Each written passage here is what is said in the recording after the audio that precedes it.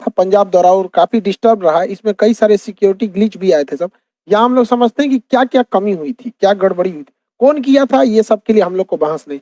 इस गलती से आगे न दोहराया जाए, कहाँ कहाँ मेन जो की पॉइंट्स थे जहां पर इसको ध्यान रखना चाहिए था, वो उसको हम समझते हैं। देखिए मेनली था हमारे प्राइम मिनिस्टर का पंजाब में दौरा था, जहां पर वो कई सारी योजनाओं का भी उद्घाटन करने वाले थे। ये चुनावी रैली भी थी, लेकिन कई सारे विकास की योजनाओं में भी था, कई बहुत महत्वपूर्ण योजनाएं भी थी। तो दिल्ली से ये भटिंडा गए थे बाई फ्लाइट। भटिंडा से हेलीकॉप्टर से जाना था हुसैनी वाला, फिर वहां से जाना था फिरोजपुर। हेलीकॉप्टर जो था MI-17V5 वही वाली जो बिपिन रावत सर का जो क्रैश हुआ था। तो हेलीकॉप्टर को पहले 2 बार उड़ा के देखा गया, मौसम बहुत खराब था, तो लास्ट टाइम पे डिसीजन लिया गया कि सड़क से जाना है। सड़क से जाने था हुसैनी वाला, उसके बाद यहाँ से 25 किलोमीटर आगे फिरोजपुर।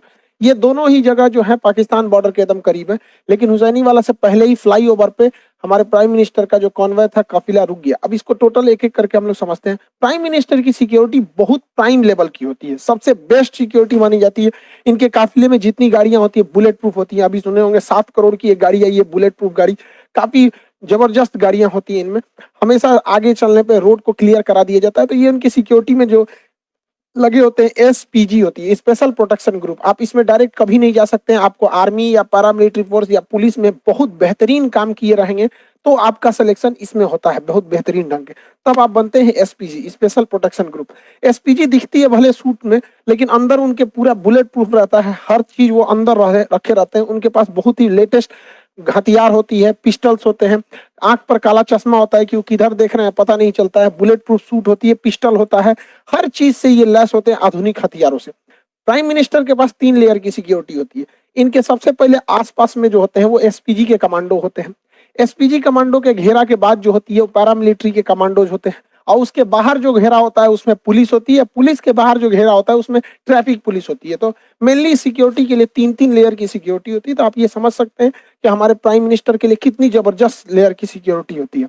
SPG कमांडो में भी कई लेयर होते हैं, कुछ होते हैं जो केवल प्रोटेक्शन देते हैं, कुछ हमला भी करते हैं। हमारे SPG कमांडो के पास जब भी प्राइम मिनिस्टर चलेंगे देखिएगा इस तरह से बैग लेके लोग चलते रहते हैं। कुछ कमांडो बैग लिए रहते हैं, अब देखेंगे इनके पास हथियार नहीं रहते हैं। और ये जो बैग लिए रहेंगे हमेशा प्राइम मिनिस्टर के पास ही खड़े रहते हैं। ये बैग नहीं है, ये एक्चुअली बुलेट प्रूफ है। जब भी अटैक होगा तो ये बैग इस तरह से खुल जाता है, कई लेयर में ये खुल जाता है, और ये बुलेट प्रूफ होता है।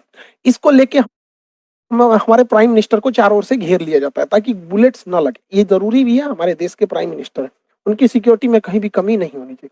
अब हुआ क्या, दिल्ली से वो पंजाब गए। पंजाब एक्चुअली पाकिस्तान से एकदम करीब है, बॉर्डर ही बनाता है। तो पंजाब में यहाँ पर है फिरोजपुर, आप देखिए पाकिस्तान से एकदम सट के है यहाँ पर। तो यहाँ जब गए भटिंडा एयरपोर्ट पर उतर गए। भटिंडा एशिया की सबसे बड़ी सैनिक छावनी है, बहुत ज्यादा, वहां लगभग 1.5 लाख फौजी रहते हैं वहां पे। तो भटिंडा के बाद भटिंडा तो जहाज से लैंड किए, उसके बाद हेलीकॉप्टर से जाना था, मौसम खराब था, इस वजह से ये इन्हें सड़क से जाना पड़ा। अब यहीं से गलतियां चालू हुई, एक एक करके गलती समझते हैं। 100 किलोमीटर लंबी सड़क को क्लियर कराने की जिम्मेदारी पंजाब पुलिस की थी। सड़क से जाने का रास्ता पहले से तय नहीं था, अचानक मौसम खराब हुआ और हेलीकॉप्टर कैंसिल हुआ, जिस वजह से हुआ। अमूमन इस रास्ते पे 2.5 घंटे लगते हैं, 100 किलोमीटर के सफर में लगभग 2.5 घंटे लगते हैं। महज 3 घंटे के सूचना पर इसे खाली करा लिया गया। इस पे SPG को सवाल उठाना चाहिए कि जहां 2.5 घंटे लगते हैं, 100 किलोमीटर लंबा है, इस पे आप इतना जल्दी क्लियरेंस कैसे दे सकते हैं यहाँ पर। तो यहाँ SPG को आपत्ति जताना चाहिए, और यहाँ पे पंजाब पुलिस के DGP को साथ रहना चाहिए, लेकिन वो वहाँ उपलब्ध नहीं थे। ये गलती थी, वहां पे उन लोग को एक्सेप्ट करना चाहिए। यहाँ पर इन लोग से ये गलती हुई है। यहाँ पर कॉन्वे सबसे ठीक ठाक चल रहा था। अगली गलती देखिए क्या होती है, जब भी राष्ट्रपति प्रधानमंत्री का काफिला जाता है तो उनकी गाड़ियों में एक बहुत बड़ी संख्या थी, 25 से 40 गाड़ियां रहती हैं। ये गाड़ियों का एक ग्रुप रहता है, लेकिन इन गाड़ियों के ग्रुप के आगे 5-7 गाड़ियां चलती हैं जिसे हम कहते हैं, पायलट गाड़ी कहते हैं। उसमें सबसे आगे एक बाइक वाला रहेगा, देखिएगा इसमें, ये देखते रहता है कि सब कुछ, कोई दिक्कत नहीं है। उसके बाद एक पुलिस की जिप्सी रहती है, इसे हम लोग रूट क्लियरिंग पार्टी कहते हैं। ये 5-6 की ग्रुप में रहते हैं सब, और जो मेन काफिला उससे ये 3-4 किलोमीटर आगे होते हैं, ताकि ये पहले ही देख लेते हैं कि कोई गड़बड़ी तो नहीं है। तो जो रूट क्लियरिंग पार्टी थी, जो पायलट गाड़ी थी, इनको दिखाई नहीं, इन लोग की लापरवाही देखिए, इन लोग को नहीं दिखा कि सामने ट्रैक्टर लगाया गया है, रास्ता जाम है। कैसे ये लोग यही रास्ता बताते रहते हैं, वायरलेस पे पीछे कांटेक्ट में रहते हैं, जो मेन काफिला होता है हमारे प्राइम मिनिस्टर का वो पीछे रहता है 3-4 किलोमीटर, और ये वायरलेस पे रहते हैं कि ऑल ऑल क्लियर, हर किलोमीटर पे ये बताते रहते हैं कोई दिक्कत नहीं है, कुछ भीड़ है यहाँ है, बाकी सब क्लियर। इन लोग को नहीं दिखा कि किसान ट्रैक्टर लेके एक सड़क के किनारे आए हैं, तो इन लोग की भी गलती है, पहले पायलट क्लियरेंस दिया कैसे गया और सड़क पर फंस कैसे गया। तो यहाँ पे भी ये गलती हुई जो पुलिस की गलती थी। अब तक जो गलती बताएं ये सारी पुलिस की थी। अब एसपीजी से कहाँ कहाँ मिस्टेक हुआ उसको हम समझते हैं। स्पेशल प्रोटेक्शन ग्रुप बहुत बेहतरीन है, उनके अरुण कुमार सिन्हा, एके सिन्हा जी हैं, चीफ हैं, अभी आईपीएस अधिकारी हैं, ये बहुत हायर रैंक होता है। कितना बड़ा ये लोग बेवकूफी किए हैं जरा सोचिए। पीएम का काफिला लगभग आधे घंटे 20 से 30 मिनट फ्लाईओवर पे रोका है लोग, ये लोग बुद्धि देखिए इन लोग का, मतलब पुल पे रोक दिए हैं प्राइम मिनिस्टर को। क्यों? तो भैया पुलवा आगे से जाम है। अच्छा ये बताओ अगर पीछे से जाम कर देता तो पुलवे पे अटक जाता। अरे भैया अगर आपको 20 मिनट रोकना था, आपको लग रहा था जाम है, तो थोड़ा सा पीछे आके रुकते हैं, पुलवा पे चढ़ के काहे लिए रोके हैं? फ्लाईओवर पे हमारे प्रधानमंत्री को रोक देंगे भाई? ये एनएसजी एसपीजी से सवाल होना चाहिए कि, और ये प्रोटोकॉल में लिखना चाहिए, हिस्ट्री में जो डिफेंस है उसमें पढ़ाना चाहिए कि किसी भी प्राइम मिनिस्टर, राष्ट्रपति या वीवीआईपी को फ्लाईओवर पे नहीं रोक सकते। यहाँ 20 मिनट रोक दिए, अगर दोनों ओर से प्रदर्शनकारी के रूप में कोई और अभी आ जाता, क्योंकि ये बॉर्डर से एकदम मैं 20 किलोमीटर यहाँ से पाकिस्तान आ जाता है, पाकिस्तान की सीमा चालू हो जाती है, तो काफी करीब है। और नीचे से अगर फ्लाईओवर को उड़ा देता सब कोई आईडी या विस्फोटक लगा के, तो सारा काफिला नीचे चलाता है यहाँ पे। ऐसा ऐसा तो दिमाग लगा रहे हैं लोग। भाई आप थोड़ा सा पीछे हट जाते, सड़क पे रहते, कभी कुछ होता तो भाग तो सकते थे इधर उधर, फ्लाईओवर दोनों ओर से जाम हो जाता, कहाँ जाते हैं आप लोग? यहाँ पे गलती एसपीजी की थी। यहाँ पर आप लोग को जवाब देना चाहिए, हम लोग तो भाई बताते हैं कहाँ गलती। दूसरी गलती, फ्लाईओवर पे जब हमारे प्रधानमंत्री कह रहे हैं कि हम जिंदा वापस आ गए, मतलब सिचुएशन क्रिटिकल हुई होगी वहां पर, तभी वो ऐसा स्टेटमेंट दे रहे हैं। जब इतना स्टेटमेंट हो गया और आपको वापस लेके आना है तो आप आधा घंटा बाद लेके आइएगा जी। एसपीजी वाले लोग आप जवाब दीजिए कि हमारे प्राइम मिनिस्टर अंदर बैठे हुए हैं यहाँ पर। अब देखिए हल्का सा मास्क दिख रहा होगा आपको, जब यू टर्न लेना है देखिए कि आगे किसान है, इंटेलिजेंस रिपोर्ट आपको पहले से पता होगी, माहौल देख लीजिए क्या है क्या नहीं, तुरंत लेके हटिए। 2 से 3 मिनट हो गया, हाँ भाई खत्म, कैंसिल हुआ रैली, कैंसिल हुआ प्रोग्राम, हम वापस लेके आएंगे। तो एसपीजी हमारे प्रधानमंत्री को आधा घंटा रोक के रखेगी। यहाँ एसपीजी को भी जवाब देना पड़ेगा कि आप आधा घंटा का लिए रोक के रखे, वापस तुरंत लेके आना चाहिए। अगली गलती सुनिए ध्यान से, गृह मंत्रालय के अंडर में आता है खुफिया एजेंसी, इंटेलिजेंस ब्यूरो, और गृह मंत्रालय है और हमारे अजीत डोभाल साहब, इनकी योग्यता पे तो कोई शक नहीं है। लेकिन इंटेलिजेंस ब्यूरो और रॉ तो खैर बाहर में काम करती है, लेकिन यहाँ जिम्मेदारी टोटल इंटेलिजेंस ब्यूरो। ये इंटेलिजेंस ब्यूरो को ये पता होना चाहिए कि जब जहाज हवाई मार्ग से मार्ग जब कैंसिल हुआ है तो जो रास्ता जा रहा है वो ग्रामीण मालवा होके जा रहा है भटिंडा के लिए, भटिंडा से ग्रामीण मालवा होते हुए ये हुसैनी वाला और फिरोजपुर जा रहा है। और ग्रामीण मालवा का जो क्षेत्र है वो एकदम हॉट पॉइंट बना हुआ है प्रदर्शनकारी के लिए। तो इंटेलिजेंस ब्यूरो ने कैसे क्लियरेंस दे दिया कि अभी देख रहे हैं इतना बड़ा प्रोटेस्ट हुआ था, इतना बड़ा भीषण कई घटनाएं हुई, अभी किसानों में भी कुछ रोष था जो लखीमपुर की घटना को लेकर, ये सब। तो इंटेलिजेंस ब्यूरो को क्लियरेंस कैसे दे दिया कि भैया उस रूट से ले जा रहे हो जहां प्रदर्शन का केंद्र बना हुआ है, वो भी हमारे प्रधानमंत्री को। प्रधानमंत्री देश का होता है, किसी पार्टी का नहीं होता है, तो देश सर्वोपरि होना चाहिए। तो इंटेलिजेंस ब्यूरो का भी यहाँ फेल्योर है, सबको जवाब देना चाहिए यहाँ पर। लेकिन मीडिया वाले ये सब सवाल तो पूछेंगे नहीं। हालांकि प्रधानमंत्री जब वापस आए तो उन्होंने हमारे प्रेसिडेंट साहब से भी मुलाकात किया।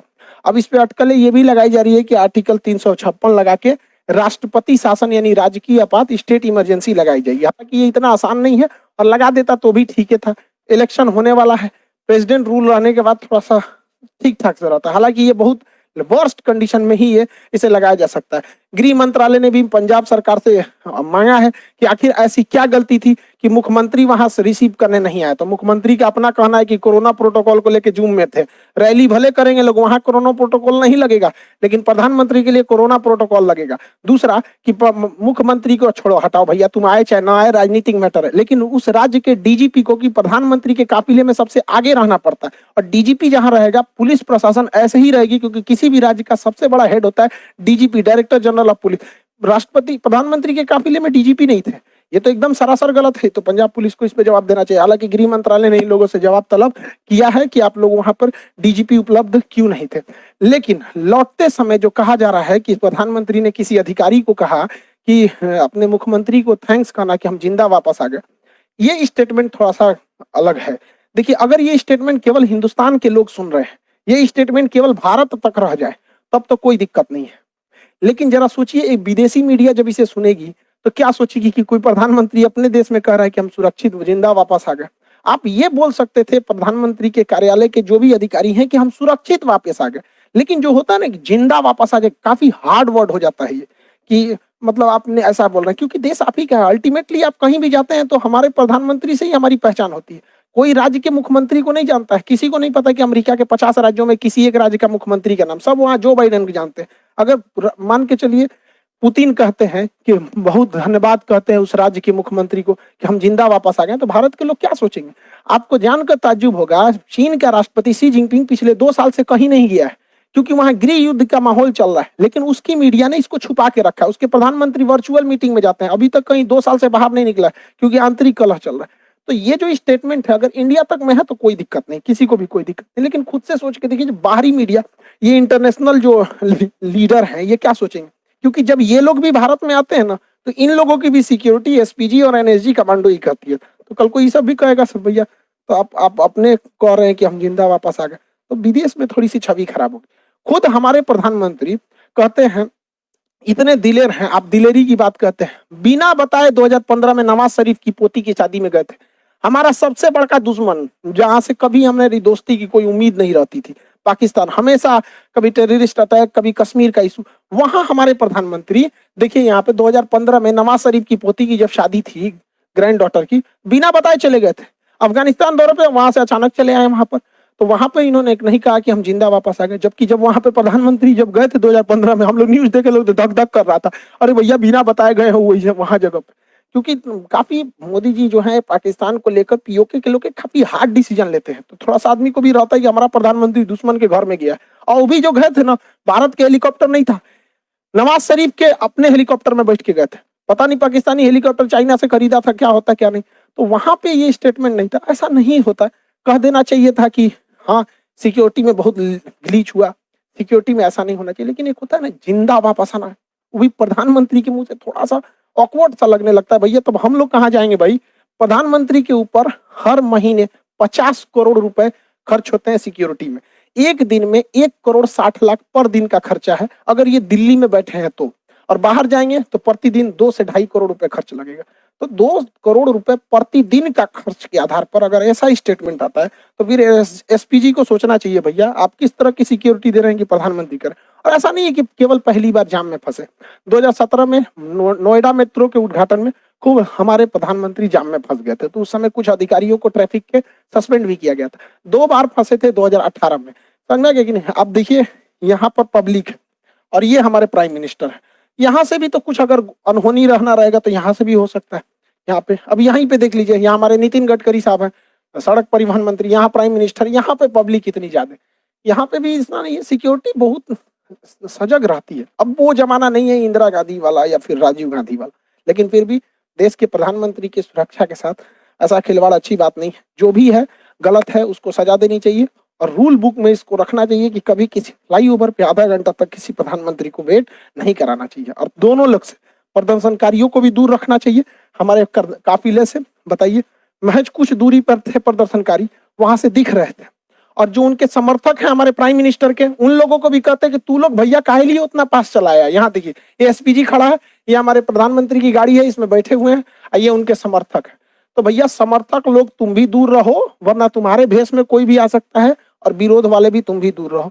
और इस पे हम लोग को लेसन लेना चाहिए। हम तो कहते हैं ना एक चीज, कि देश में जब तक जितना बार इलेक्शन होगा ना कुछ तांडव होगा। आप देखिए बंगाल इलेक्शन में हुआ था, कितना वायलेंस हुआ। जब जब इलेक्शन होगा तब तब ऐसा होता रहता। हम तो कहते हैं कि इलेक्शन एक ही साथ होना चाहिए, स्टेट का भी और सेंट्रल का भी। जैसे 2019 में इलेक्शन हुआ, तो जब लोग वोट डालने गए उसी समय वो सीएम का भी चुनाव करा लेते हैं, एक ही कमरे में 2 ईवीएम मशीन लगा देते।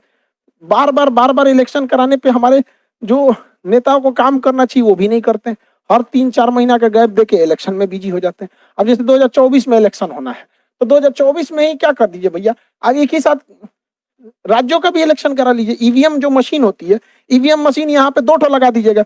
हाँ भैया, पीएम वाला चुनाव है, लोकसभा का दे दीजिए, या सीएम वाला चुनाव है, दोनों वोट दीजिए, एक साथ खत्म करके बैलेंस कीजिए। इससे 60,000 करोड़ रुपए की बचत होगी।